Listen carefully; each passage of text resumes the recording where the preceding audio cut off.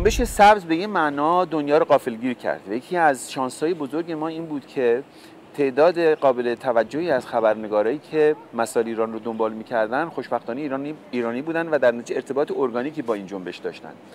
خبرنگار بسیار مهمی که در طی 10 سال گذشته در واقع تنها خبرنگاری بوده که از طرف نیویورک تایمز در ایران زندگی می‌کرد و اخبار ایران رو از نزدیک برای دنیا خبر میداد، خانم نازیلا فتحیه و ما خیلی خوشحالیم که ایشون دعوت ما رو پذیرفته و امروز ما در خدمتشون هستیم. نازیلا جان خیلی ممنون که دعوت ما رو پذیرفتی. مرسی از شما. خواهش میکنم. میخواستم ازت بپرسم که قبل از هر چیزی راجع به این تجربه 10 سالت بگو. تو خودت به عنوان ایرانی که در ایران زندگی میکردی ولی در ضمن برای نیویورک تایمز که خب معتبرترین منبع خبریه در امریکا، چه تفاوتی داشت، چه مسئله‌ای داشتی بین این دو تا جنبه خودت؟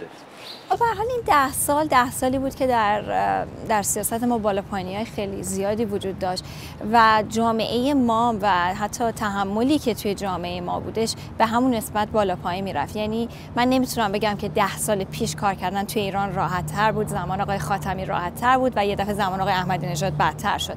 حقیقت اینه که اینطور نبود. واقعا جامعه ما همینجور به تدریج جلو اومد، درجه تحملش بالا رفت. کار کردن اوایل زمان آقای خاتمی خیلی به مراتب مشکل تر بود، نه به خاطر سیاست هایی که وجود داشت، به خاطر اینکه به هر حال جامعه ما رو چقدر تحمل میکرد، ما چی کارا میتونستیم بکنیم و حتی افرادی بودن که حتی تحمل حضور یه زن جوون رو به عنوان یک خبرنگار برای جای خارجی نداشتن. میگفتن ما اصلاح طلب هستیم ولی رسما علنا میگفتن که ما ترجیح میدیم یک مرد جا افتاده این کار رو انجام بده به جای اینکه یک زن جوان این کار رو انجام بده. اینا مشکلاتی بود که همیشه توی ایران باش دست به گریبان بودیم و به هر حال مسائل فرهنگی هستن، چندان مسائل فرهنگی نیستن. در حال حاضر چقدر فکر می‌کنیم ما با اون مسائل فرهنگی که خب عمیق فاصله پیدا کردیم؟ داره بهتر میشه ولی نمیتونم بگم که از بین رفته. همیشه اونجا بودن ولی خب به هر حال نسل جوان خیلی بهترن و به هر حال به خاطر فعالیتایی که زنای جوان میکنن اعتقاد به توانایی زنا و زنان جوان‌تر هم به مراتب توی جامعه ما بیشتر شده. اون وقت توی جنبش سبز فکر می‌کنید چگونه این نوع تصورات فرهنگی و اصولاً مسائل دیگه‌ای تغییر پیدا کرد؟ من فکر میکنم جنبش سبز شامل افراد از گروه‌های مختلف با خواست‌های متفاوت. نمیتونیم بگیم که این جنبش سبز یک خواست داره، ولی خب به هر حال چیزی که قطعی بود این بود که زن‌ها توی جنبش سبز خیلی حضور مؤثر و بزرگی داشتن. یعنی شما توی تظاهرات نگاه می‌کنید می‌بینید که تعداد زن‌ها توی خیلی از تظاهرات کاملا چشمگیره و این حضور اینا به هر حال یک حضور زنانه، یک معنا و مفهوم زنانه‌ای داد که به هر حال این مسئله ادامه پیدا کرده. زن‌ها با نامه‌نگاری‌هاشون صدای خودشون هم حتی بلند نگه داشتن. من فکر می‌کنم که زن‌ها بستر تغییر توی جامعه ما رو چه از لحاظ فرهنگی چه از لحاظ اجتماعی و سیاسی مهیا کردن. حالا تو فکر می‌کنی این مقوله که کاملا درست می‌گی، حضور زن حضور خیلی روشن و به وضوح آدم میتونه ببینه زنان در چیز، این آیا هیچ جنبه طبقاتی داره، جنبه شهرستان و تهران داره؟ به مراتب این فاصله‌ای که بین زنان شهری به حال تحصیل کرده بود با زنان توی شهرستان‌ها و طبقات پایین‌تر کمتر شده. اینو یه مقدارش رو باید از جمهوری اسلامی تشکر کنیم که خیلی از خانواده‌های سنتی بعد از انقلاب احساس کردن که بچه‌هاشون رو میتونن اجازه بدن برن مدرسه، برن دانشگاه، حتی به شهرهای بزرگتر برن ادامه تحصیل بدن.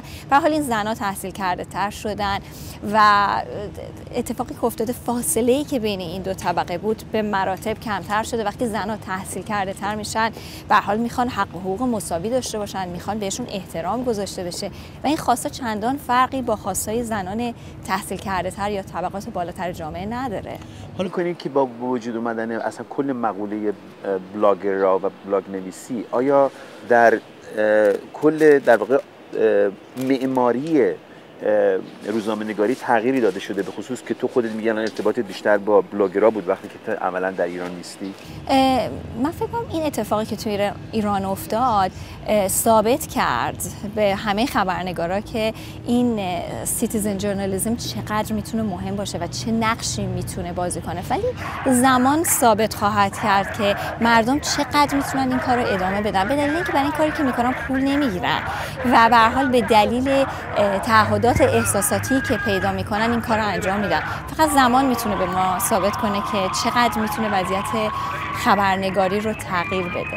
اگه ممکنه یه مقدار راجع به روزنامه‌نگارای حرفه‌ای خود ایران بگو. همونطور که میدونی مقدار تعداد زیادی روزنامه‌نگارای حرفه‌ای ایران در زندانن یا مجبور به سکوتن یا از ایران اصلا اومدن و روزنامه‌نگاران بدون مرز الان خیلی نگرانی. مثلا تو خودت به عنوان یه روزنامه‌نگار حرفه‌ای برآوردت از وضع روزنامه‌نگاری حرفه‌ای در ایران الان چیه؟ من فکر میکنم که واقعا اتفاق خیلی وحشتناکی افتاده برای اینکه بیشتر از یک نسل خبرنگار حرفه‌ای که به هر حال برای اینا سرمایه خرج شده، زمان گذاشته شده و اینا الان به وضعیت خیلی خیلی خوبی رسیده بودن. اینا همه دارن خارج میشن و دارن برای جاهایی که ایرانی نیستن یا حداقل منبع پولی که داره میاد ایرانی نیستن و خارج از ایران هستن کار میکنن. این به هر حال یک از دست دادن سرمایه انسانی خیلی جدیه.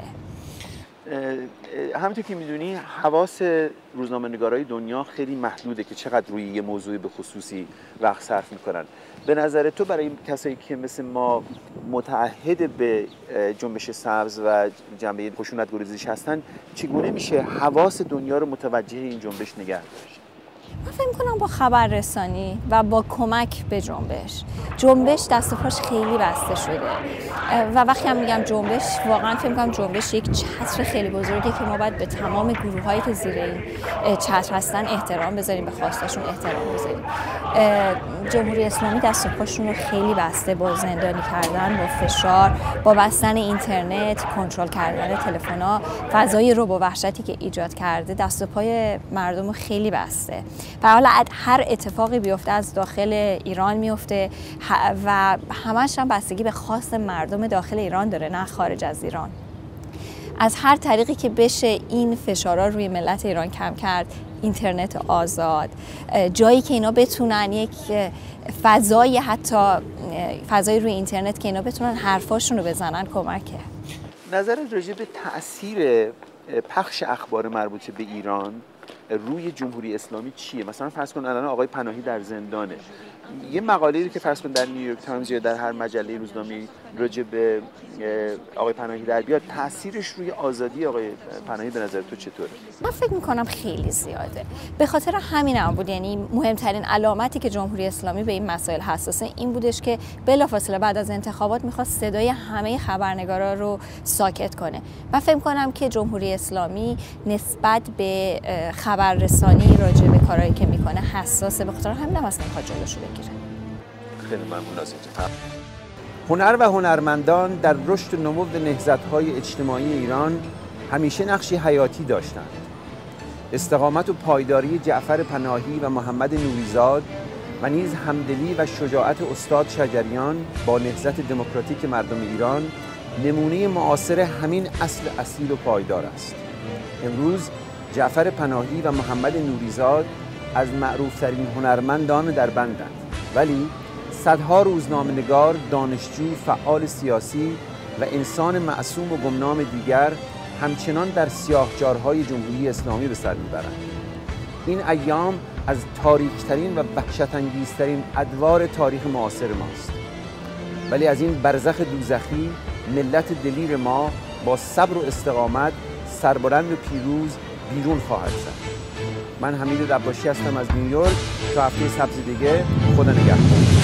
تفنگت را زمین بگذار، تفنگت را زمین بگذار، که من بیزارم از دیدار این خونبار ناهنجار.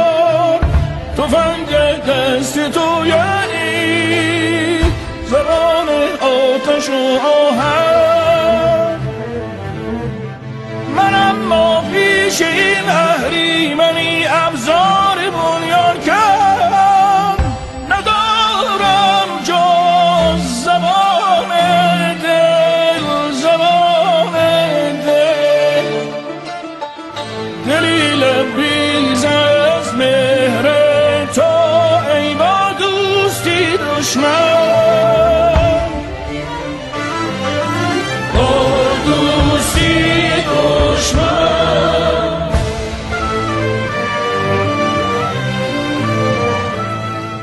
چون رئیس جمهور اومد توهین کرد و مردم گفت مردم خس خاشاک کرد.